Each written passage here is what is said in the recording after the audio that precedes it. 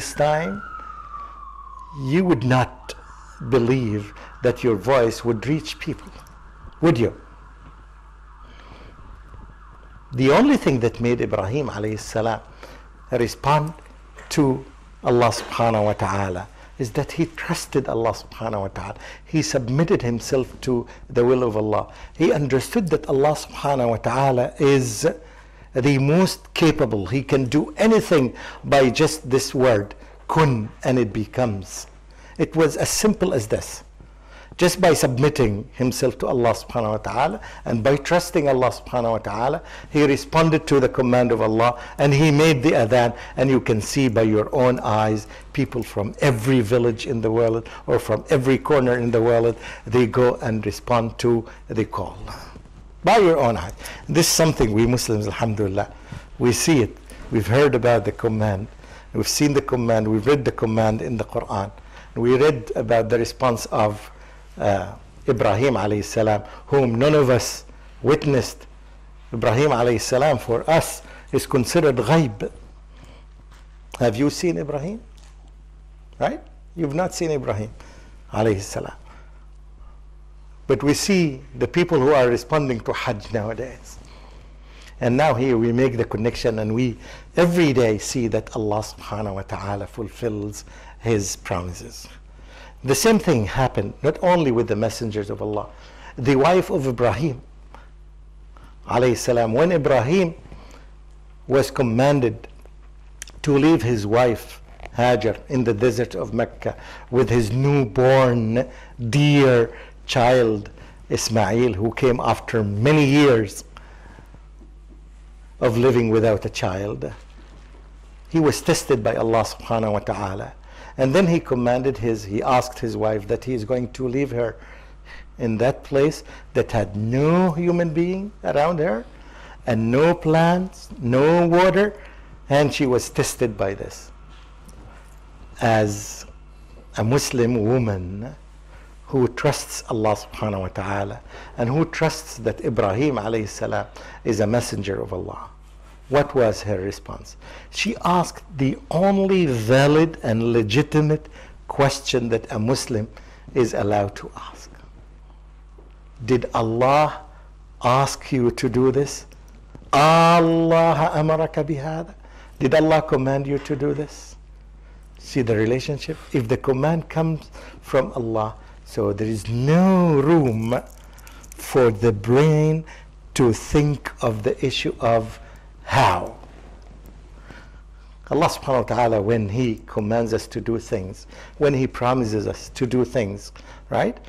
We have no right to ask Allah subhanahu wa ta'ala, how are you going to do this? She asked him the only question that's allowable. Did Allah command you? He said yes. Then she came to the response, إِذًا لَا يُضَيِّعُنَا.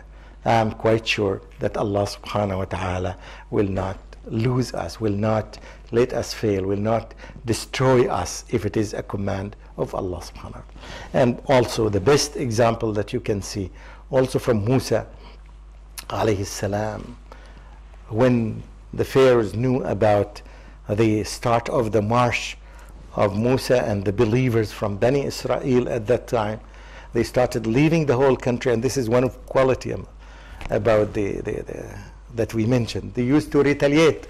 They left the whole country. They left Egypt, and they wanted to leave Egypt for him and to go to another place, even though he did not allow them to do that march. Then he chased them with his army. It was a very advanced army with those innocent, naive, untrained people without any arms in their hands, confronting this approaching army from behind. And the natural fear came to the average believer at that time by saying, Ya Musa, Ya Musa, inna lamudrakun. Oh Moses, we will be caught by them. They will catch us. They will kill us. Those people have weapons and those people don't have weapons. Then Musa alayhi salam would look at the approach of the armies coming close and close, and every time they tell him that, he would respond with this Islamic response. He said, what is the response of Musa? You're not allowed to sleep, guys. How did Musa respond? كلا إن الله معي سيهدين إن ربي معي سيهدين إن ربي معي سيهدين. Indeed, Allah subhanahu wa ta'ala is with me and He will guide me. Up to now he's in a situation, he was waiting for the mercy, he was waiting for the support of Allah subhanahu wa ta'ala.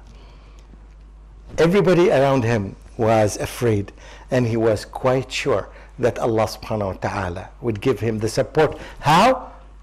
He did not question. Just imagine yourself in this situation. If you use all these human brains to think of a way to get out of this situation, you would never reach what would happen. And Allah subhanahu wa ta'ala just asked him, or commanded him to throw his long stick, and this would do the job. This long stick, affected the sea. It opened the sea, right? It made a paved path for the believers, and the waves were on the right, on the left, just splitting the whole sea and having a path by a throw of a stick, by a command of Allah subhanahu wa ta'ala. And that's why, brothers and sisters, it's very important to know the main quality of those people who do not suffer from this disease. It's the solution of this disease, of this arrogance, is what? Can you help me? One word. What is the best word? Submission, which is the essence of the word Islam. This is the meaning of Islam that we have. We just submit everything in our bodies and the brains to Allah subhanahu wa ta'ala. We trusted Him. We've seen His miracles day and night happening. We believe in Him, and that's why we trust Him. And this is the beauty of this religion.